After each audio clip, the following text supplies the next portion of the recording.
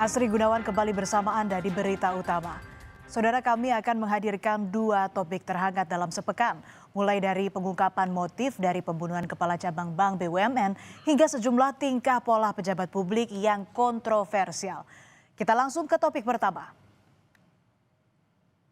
Kepala Cabang Bank BUMN yang dikenal berintegritas diduga menjadi penghalang bagi upaya konspirasi kejahatan perbankan karena menolak bekerja sama.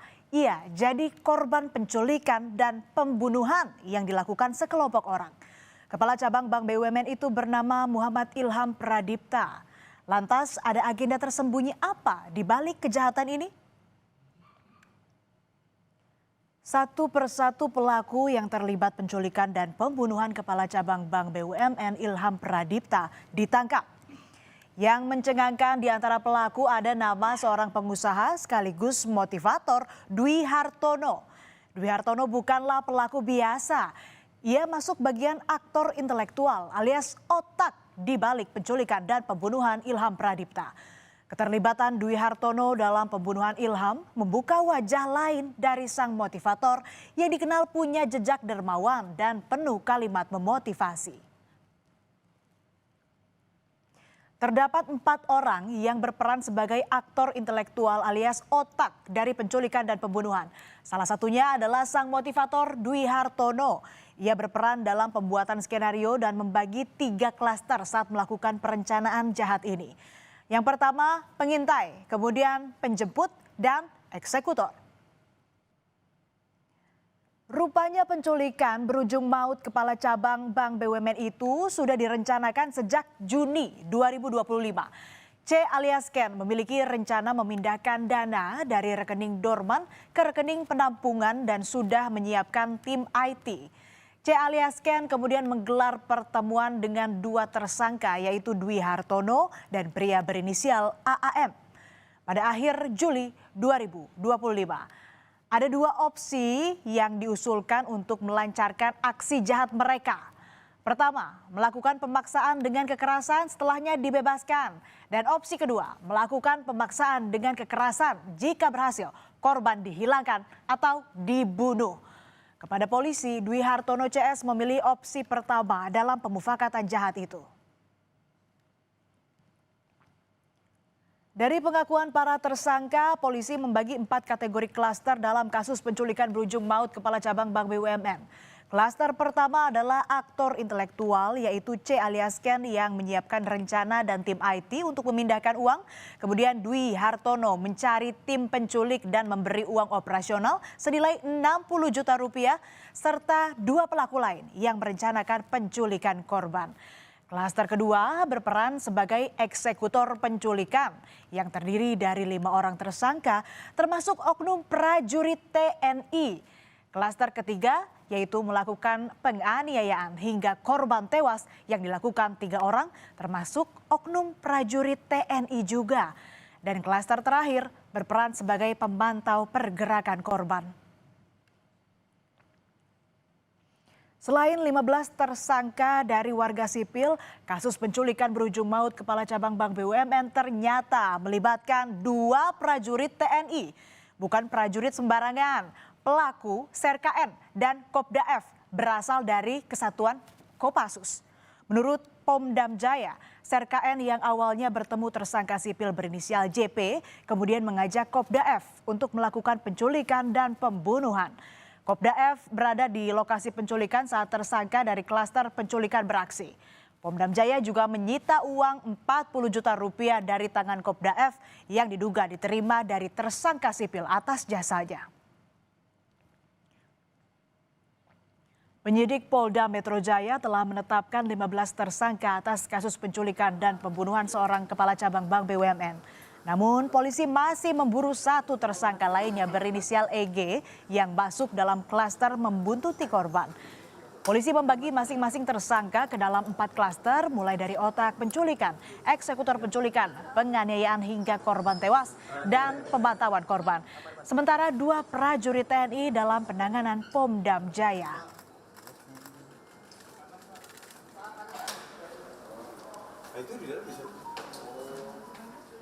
Polisi menyebut motif penculikan berujung pembunuhan ini adalah keinginan untuk memindahkan uang dari rekening dorman atau rekening pasif ke rekening penampungan yang telah mereka siapkan.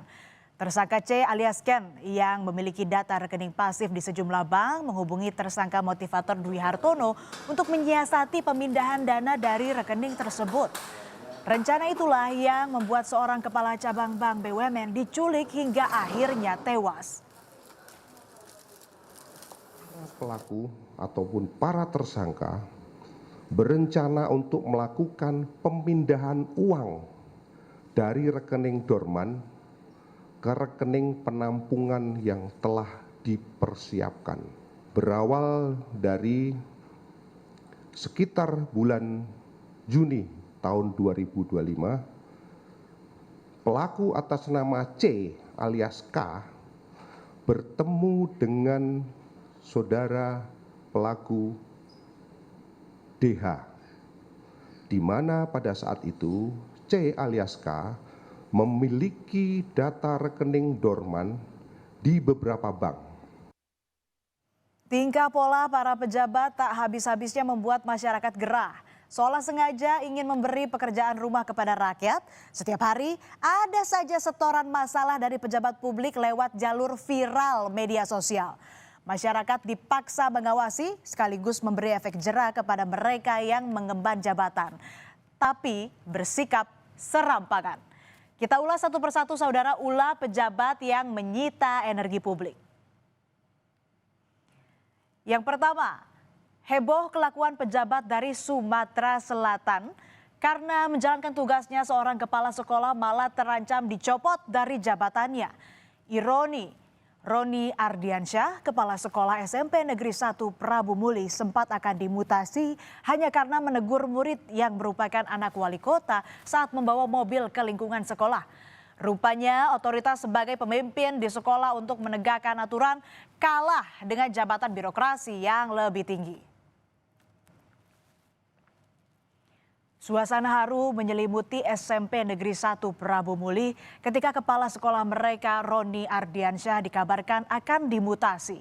Ratusan anak-anak berebut untuk menyalami sang kepala sekolah sebagai tanda perpisahan.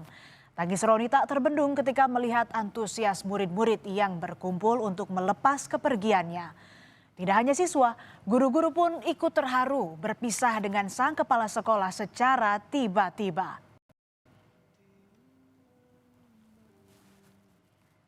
Usai viral kasus pencopotan Roni Ardiansyah sebagai kepala SMPN 1 Prabu Muli, Wali Kota Prabu Muli Arlan langsung membuat video permintaan maaf dan mengklarifikasi. Arlan bilang ia belum mencopot Roni, melainkan hanya menegur saja karena ia menemukan ada kasus siswa di SMPN 1 Prabu Muli yang tak betah bersekolah di sana. Soal anaknya membawa mobil ke sekolah, Arlan menyebutnya hoax. Saya belum memindahkan Pak Roni. Saya baru menegur Pak Roni karena di sekolahan itu ada masalah kasus yang membuat anak sekolah itu tidak betah di situ. Kalau berita masalah anak saya itu adalah berita hoax. Anak saya tidak membawa mobil ke sekolahan dan anak saya diantar. Dan kalau ini menjadi satu kesalahan, saya sebagai Wali Kota Prabu Muli mengucapkan permohonan maaf kepada Pak Roni dan seluruh masyarakat. Usai publik ramai-ramai mengkritik proses pencopotan kepala sekolah yang sepihak dan personal, Wali Kota Prabu Muli pun membatalkan mutasi Kapsek Roni. Pada 17 September lalu, Roni dikembalikan ke SMPN 1 Prabu Muli sebagai kepala sekolah. Kedatangan Roni yang didampingi sejumlah instansi disambut antusias dan haru siswa serta guru. Tak hanya Roni, sekuriti sekolah yang sebelumnya dipindah bertugas karena ikut menegur anak wali kota pun kini telah ditugaskan kembali ke SMPN 1 Prabu Muli.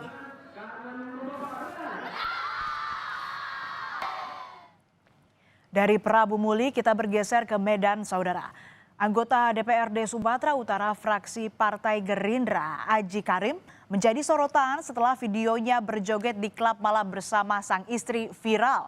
Imbasnya, Aji dicopot dari jabatannya sebagai Sekretaris Komisi C menjadi anggota biasa di Komisi A. Inilah video viral saat Aji Karim dan istrinya asik berjoget di sebuah klub malam. Video tersebut lalu mendapat banyak respons negatif dari warganet. Gerindra, partai tempat Aji bernaung, bahkan mengaku menerima desakan dari masyarakat agar menindak tegas perilaku Aji yang dianggap kurang pantas sebagai pejabat publik. Penasehat fraksi Partai Gerindra DPRD Sumatera Utara Ihwan Ritonga bilang, Aji mengaku video dugem tersebut direkam 2 tahun lalu saat ia dan istrinya sedang berada di luar negeri. Gerindra pun memberi sanksi berupa mutasi. Kami kan menilai bahwasanya itu adalah memang menyalahin tapi tidaklah etika total gitu ya. Kenapa saya sampaikan itu? Dia juga kan pertama bukan di Indonesia, yang kedua juga dia kan sama istrinya. Artinya tapi karena ini desakan oleh masyarakat, nggak apa-apa. Kita berikan teguran sanksi yang selama ini dia merupakan sekretaris fraksi. Sekretaris komisi. Kemudian sekarang kita pindahkan menjadi anggota Komisi A. Dari Gorontalo, masyarakat dikejutkan dengan video viral yang wakilnya dengan lantang bilang mau rampok uang negara. Hal itu ia ucapkan saat sedang asyik berkendara bersama seorang perempuan di sampingnya dalam perjalanan menuju Makassar.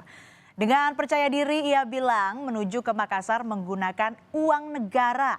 Seperti menantang, ia bahkan menyebut nama lengkapnya Wahyudin Moridu sebagai anggota DPRD Provinsi Gorontalo.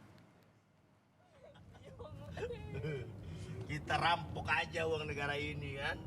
Itulah pernyataan anggota DPRD Gorontalo Wahyudin Moridu yang lagi-lagi memantik respons negatif dari publik. Badan Kehormatan DPRD Provinsi Gorontalo Umar Karim menilai pernyataan Wahyudin dalam video yang beredar masuk kualifikasi pelanggaran berat. Badan Kehormatan berjanji akan memberikan sanksi berat kepada Wahyudin. Kita rampok aja uang negara ini kan. Kita habiskan aja. Usai viral, Wahyudin Moridu menyampaikan permohonan maaf dan mengakui kesalahannya serta siap menerima segala konsekuensi dan sanksi yang akan diberikan. Sesungguhnya Bapak dan Ibu sekalian, saya tidak berniat untuk melecehkan ataupun menyinggung perasaan masyarakat Gorontalo yang saya wakili. Semua ini murni kesalahan saya, Bapak dan Ibu sekalian, dan atas kejadian ini dari hati yang paling dalam, saya mohonkan maaf kepada Bapak dan Ibu sekalian. Imbas videonya yang viral, PDI Perjuangan resmi memecat Wahyudin Moridu. Juru bicara PDIP bilang tindakan Wahyudin tak bisa dimaklumi. Masuk kategori pelanggaran berat sehingga sanksi pemecatan dilakukan.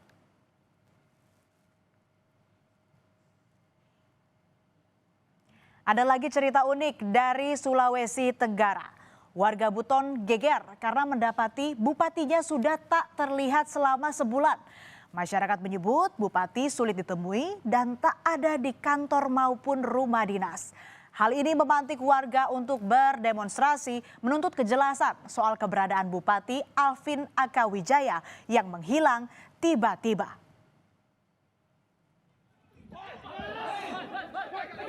Sejumlah elemen masyarakat dan mahasiswa berunjuk rasa di kantor pemerintah daerah Buton untuk mencari keberadaan Bupati Alvin Akawijaya. Namun aksi berujung ricuh karena upaya pengunjuk rasa masuk ke gedung Pemda dihalau petugas Satpol PP. Tak mendapat respons dan jawaban yang memuaskan, pengunjuk rasa pun bergeser ke kantor Mapolres Buton.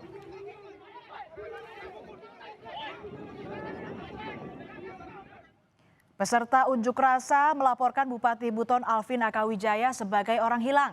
Mereka meminta kepolisian mencari keberadaan Bupati agar kembali hadir di tengah-tengah warga Buton sebab banyak persoalan yang dinilai masih belum terselesaikan. Warga bahkan menempel poster bergambar Bupati Alvin di sejumlah tempat umum. Wakil Bupati Buton Syarifuddin Saafa angkat bicara usai gaduh bupatinya dituding menghilang. Syarifuddin meminta masyarakat tetap tenang. Ia bilang saat ini Bupati sedang dinas keluar kota di Jakarta dan dalam waktu 1 hingga 2 hari mendatang akan kembali ke Buton. Itulah tadi dua topik terhangat dalam sepekan yang kami hadirkan. Simak terus topik terhangat lainnya hanya di Berita Utama. Dan tetaplah